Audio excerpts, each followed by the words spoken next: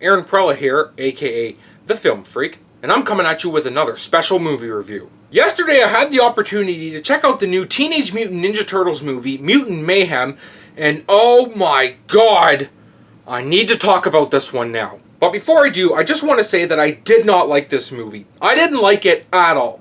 But I wanted to see it because I'm a huge fan of the Teenage Mutant Ninja Turtles, and when I heard that Seth Rogen was behind the production of this one, I wanted to see if he had what it took to bring turtle power back to the big screen. And personally, I didn't think so. Now, because the movie just came out, I don't want to ruin it for anybody, so I'm not discussing anything about the story and plot, and I'm staying true to my word this time.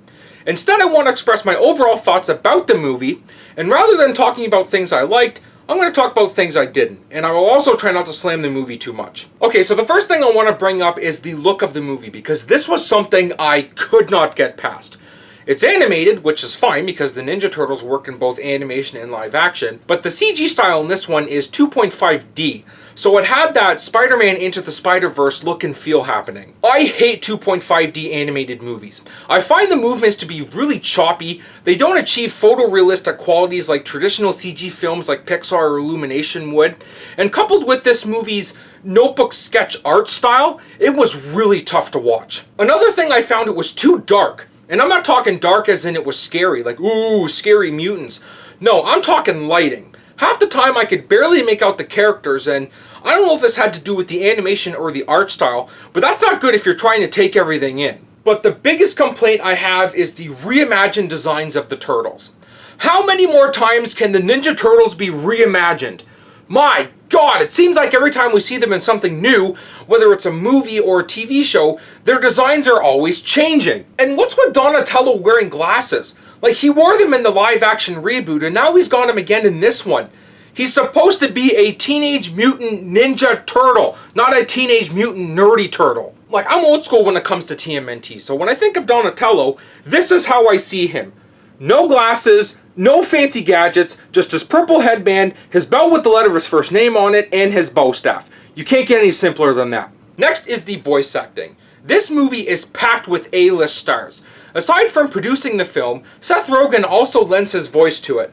Jackie Chan is also in this, John Cena, Ice Cube, Paul Rudd, Rose Byrne, Giancarlo Esposito, frickin' Post Malone, the list goes on. Although it was cool hearing them in the movie, especially Jackie Chan as Splinter, each of their performances were just okay. I mean, they're voicing a kid's movie, what more can I say? But again, my biggest complaint is regarding the Turtles. Rather than getting middle-aged actors to voice them like we're used to, teenage actors were casted instead. It makes more sense because they're Teenage Mutant Ninja Turtles, but one of the actors I found was a bit too young sounding, and that was Micah Abbey, who voices Donatello. While all the other boys had that cowabunga sort of vocal range, his voice was more like this. It was really high-pitched and, he just sounded so out of place. And this last thing I want to talk about is why I didn't think Seth Rogen produced this film well. Teenage Mutant Ninja Turtles is one of those franchises that are now appealing to today's kids.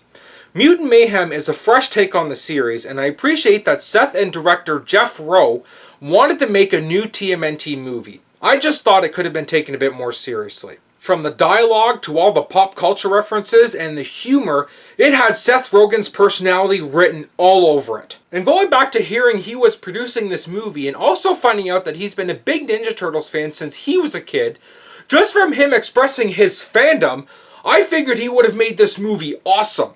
Instead, it felt more like a mockery than an appreciation. Other than that, if I had to rate this movie out of 10, you know I'm going to give it a low score, but I'm also going to be pretty fair about it. I give it a 5 out of 10.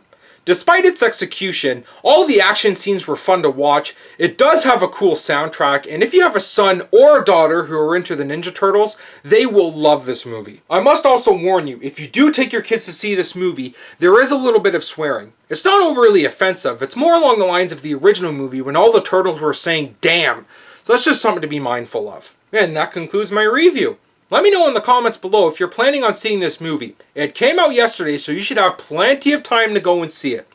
If you already saw it, I'd love to hear your thoughts on it. And while you're at it, like and subscribe if you're digging my content. Every bit of support helps. Well, thank you so much for watching, and enjoy the movie.